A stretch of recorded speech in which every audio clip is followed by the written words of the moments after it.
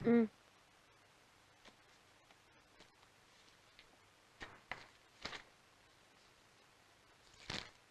ஓ, அன்னைக்கு நீங்க தானே குரூப் டிஸ்கஷன்ல தமிழ்ல எஸ் பேசுனது? மேடம், ஞாபகம் வந்துச்சுங்களா?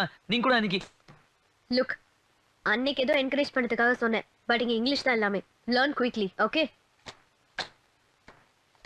ஹியர், இதெல்லாம் பேசிக்ஸ். Go through it. ஏதாவது டவுட் இருந்தா கேளுங்க. வாட்? எதுக்கு நிக்கிறீங்க? ஹலோ, இது என்ன ஸ்கூல் நினைச்சீங்களா உட்கார வச்சு சொல்லி கொடுக்கறதுக்கு?